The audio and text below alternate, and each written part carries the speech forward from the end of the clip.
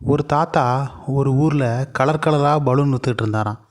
அந்த தாத்தாவை எல்லா குழந்தைகளும் பலூன் தாத்தா பலூன் தாத்தா அப்படின்னு தான் கூப்பிடுவாங்களாம்.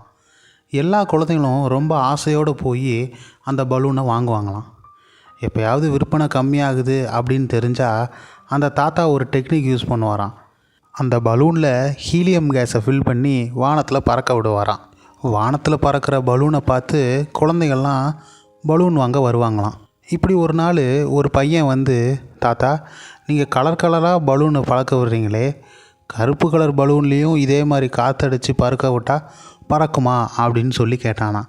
அதுக்கு அந்த தாத்தா சொன்னாராம், இந்த பலூன் பறக்கிறதுக்கு அந்த பலூனோட நிறம் வந்து காரணம் கிடையாது, அந்த பலூனுக்குள்ளே உள்ள காற்று தான் காரணம் அப்படின்னு சொல்லி சொன்னாராம். இதே மாதிரி தாங்க நம்ம வாழ்க்கையிலையும் நம்ம கருப்போ வெள்ளையோ நெட்டையோ குட்டையோ ஒல்லியோ குண்டோ நம்ம எப்படி இருந்தாலும் சரி, நம்மளோட வெறி தோற்றத்தை பொறுத்து நம்ம வாழ்க்கை கிடையாதுங்க. நம்ம வாழ்க்கை எல்லாமே நம்மளோட உள் எண்ணம் எப்படி இருக்குது அப்படின்றத பொறுத்து தான் இருக்குது. நம்முடைய எண்ணம் நல்லபடியாக இருந்தால் கண்டிப்பாக நம்மளோட வாழ்க்கையும் நல்லபடியாக தான் இருக்கும். நம்ம சுற்றி இருப்பவர்களும் நல்லவர்களாக தான் இருப்பாங்க.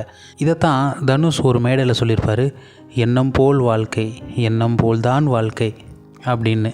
இந்த வாழ்க்கை என்ற பலூனில் நம்மளோட நல்ல எண்ணங்களை நிரப்புவோம். கண்டிப்பாக நாம் உயர்ந்த நிலையை அடைவோம். நம் மனதில் நல்ல எண்ணங்களை விதைப்போம். வளர்ந்தால் மரமாகட்டும், இல்லையேல் உரமாகட்டும். மற்றொரு காணொளியில் சந்திப்போம். நன்றி, வணக்கம்.